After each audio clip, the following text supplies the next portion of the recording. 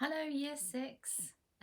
Welcome to our first reading of The Boy in the Bronze Axe. With me, I have got on my iPad here the questions for this chapter. So what I'm going to do, I'm going to read the chapter to you, and then I'm going to ask you to pause it. We'll go through the questions, have a look at the questions on the page, and then I will answer them for you at the end. So I'm going to read you pages 9 to 14 from The Boy in the Bronze Axe. I know we've already read this in class, but it's been such a long time since I've seen you that you might want to hear the story from the beginning. So settle in and here we go. Chapter 1, The Boy from the Sea. Callie sat up in her stone bed and filled with heather and thrust aside the sheepskin robe which covered her. She listened. From the Bay of Scale she heard the complaining sharp cries of seagulls. A peewit answered plaintively from the moors to the south, while from the loch of Scale there came the honking of swans. Callie knew from all these sounds that the dawn must be reddening in the eastern sky. Her mother still slept alone in the bedplace on the other side of the hearth. Stempsy always slept longer when Berno, her husband, was away quarrying the stone for the building of the great ring of Brodgar. Callie's 6-year-old brother stirred in the other bed place. In an instant he was wide awake, like the small animal of the wild. Callie, I can hear the swans. Is it time we were going? He whispered. Callie hesitated. You told me you would take me off to the island today if the sun shone, Brocken reminded her. We will see if there is no mist first, Callie told him. Do not wake Mother. She girdled her sheepskin robe around her with a leather thong. She picked up a bag, also made of sheepskin, and dropped 2 flint scrapers into the bottom of it. The fire was still smouldering in the hearth in the centre of the dwelling. Callie carefully placed a couple of peats in the glowing heart of it. That would take care of the fire till her mother woke. The 2 children tiptoed to the narrow entrance, and Callie stooped under the stone doorway to the passage beyond. The entrance to the passage was closed by a slab of stone held in place by a stone bar fixed into holes on each side of the wall. Brocken helped her to lift the bar out and to haul the thin slab aside. Quietly, they crept along the paved passage which curved round their stone house till they reached a gap in the wall which led upwards and outwards to the daylight. They stood on the sand dune that lay about their house, almost level with the beehive-like roofs of the stone village of Skara. The sun was rising, a half circle of fire above the horizon. The 2 children faced out to the west, where the sea moved placidly. The tide was very low, and a large stretch of sand was uncovered round the Bay of Scale. Look, Callie, it's just right for us to go. Brocken pointed to the sands in the south, where there rose a group of rocky islets. Still, Callie hesitated. When Father took me to the rock that is furthest in the sea, he told me I was never to go there alone. It is uncovered only when the tide is very low. If we wait for Father to come back from hauling the new stone to the ring of Brodgar, then the tide will not be low any longer. You promised me you would take me to find the large limpets, Callie. Brocken urged her. You know we can only wade out to that large rock when the tide is very low. It was 2 years since Berno had taken Callie to the small island, yet she still remembered the feast of limpets they had that night and the large crabs that her father had found in the rock crevices. After all, she'd been 2 years younger then. Now she was 13 years old and well grown. She hesitated no longer. Very well, we will go.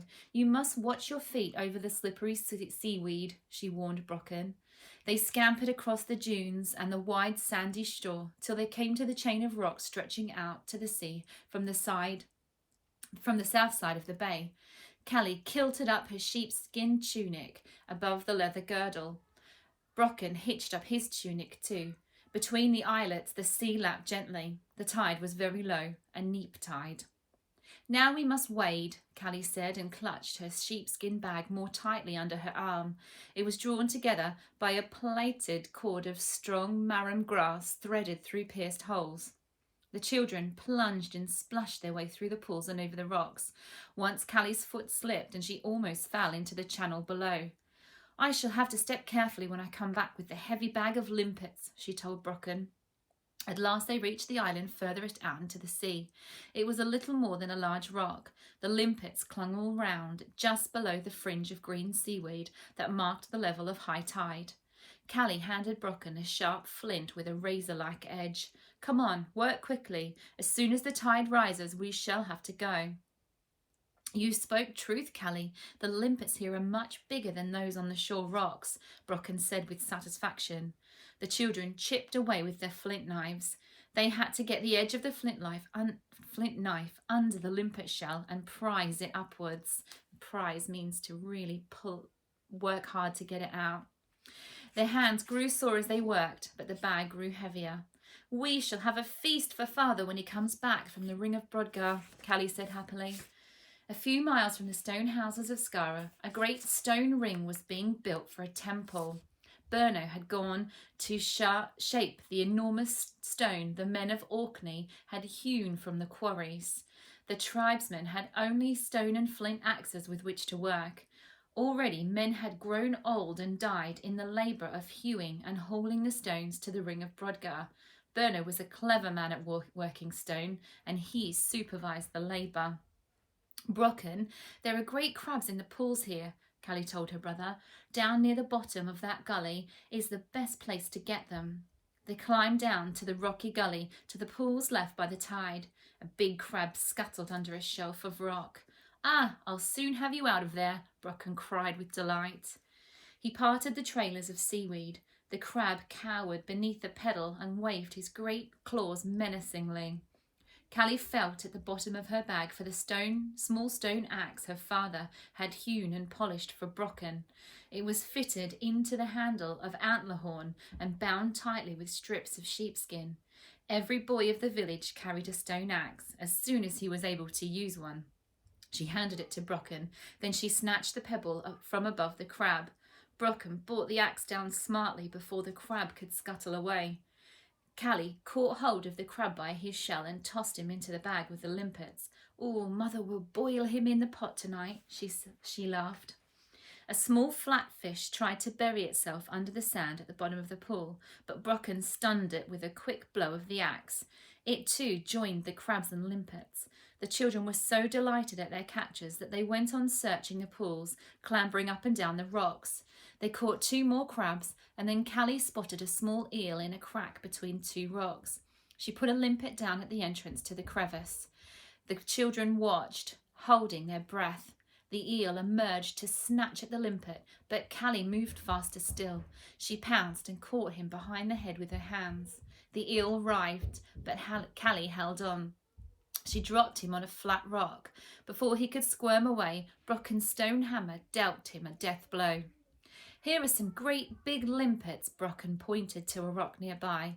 They began chirping away with their flint knives. They were so absorbed that they lost track of time. A splash in the near pool made Callie jump round smartly. The water was rising fast in the gully, made by the outlet of a small stream from the land. Already the flow of the stream had been driven backwards into a whirlpool by the rising tide. Between them, between them and the shore, the waters were lapping and foaming above the rocks. "Oh, the tide has come up," shouted Callie in horror. "Oh, Callie, what do we do?" Brocken looked frightened. It's too deep to wade. There's a channel between us and the shore. We'll have to swim for it, Brocken." She looked doubtfully at him. At 6 years old, he was not a very strong swimmer. I don't think I can do it, Callie. The waves would batter me against the rocks." "You go and leave me here," Brocken stammered. No, I'll not leave you. I brought you here. I should have remembered what father told me and not disobeyed. It's my fault. Oh, what shall we do?" Callie cried in desperation. They looked around them. Already the sea was churning and foaming between them and the land. We'll climb to the top of the rock and shout. Perhaps someone will hear us." "At Skara," Callie said, but there was little hope in her heart. The rising wind would drown out their shouting, and no one at the little stone village even knew where they were.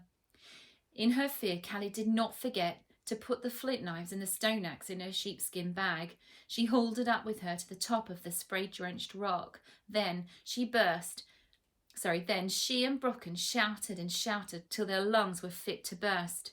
No one answered. The blue peat smoke curled lazily from the holes in the beehive-shaped roots of Skara. The wind carried away their shouts, and the roar of the tide drowned their voices. Panic-stricken, they clung to each other as the tide rose higher and higher. A large wave curled slowly over the flat-topped rock and lapped at their feet. Soon it would be impossible to hold on. The water rose to their ankles. They could hardly keep their balance. Brocken began to sob. Callie held him close to her. How long would it be before the waves overwhelmed them? She turned her face from the land and looked towards the sea. Below them, a small creek made a tiny harbour on the seaside. If only my father was at Skara, he would come out with his boat, she wept. You could swim to land, Callie, Brocken told her. One of us might be saved then. No, we will stay here together. They felt the cold water rise about their legs. Shout again, let's try again, Callie cried desperately. Again, they faced the land. Help, help, they shouted at the top of their voices, but the wind made mock of their cries. Help, come and save us. Callie gave one last despairing cry. To her surprise, there was an answering hail, but it came to them from over the sea. They sprang round. Right, that's where I'm going to stop. That's the end of page 14. So, coming back to those questions, I'm going to show them to you one more time, and then I'm going to pause the video so that you can look at them. So if you've got them on your device, that would be great. So what does the word girdled mean? What impression do you get of Callie and Brocken? Predict what the Ring of Brodgar is, and explain for me why they can't get back to shore. Okay, so pause your video and then we'll come back for the answers. Okay, so the word girdled means it's going around the middle. So she described her garments and the ring holding together her tunic around as being held, girdled around her. So it's going around her middle. The impression of Callie and Brocken. Callie, she's quite older, isn't she? And she's a little bit more responsible. Brocken is quite enthusiastic, I think. And he was desperate to get out there, maybe desperate to do all the things that Callie did already. I do think there's an interesting moment when Callie's in danger. She won't leave Brocken right near at the end. But she also remembers to put away her tools before they start to climb back. So she's quite responsible, I think, and quite experienced. We know we've talked about what the Ring of Brodgar is. Something in my mind that is similar to Stonehenge, where the people of Skara might have gone for their ceremonies and to worship. In the book it is described as like a temple, which is interesting because it does show that people, even back in the Stone Age, had their own type of worships and ceremonies. Explain why they can't get back to the shore. The tides come in, they knew that was going to happen, they got carried away, and so now the sea is blocking their way back. So Brocken is too young to swim, Callie doesn't want to leave him behind, and interestingly they've heard a cry come from over the sea. So let's see what happens next at the end of chapter 1. Thanks for listening, bye!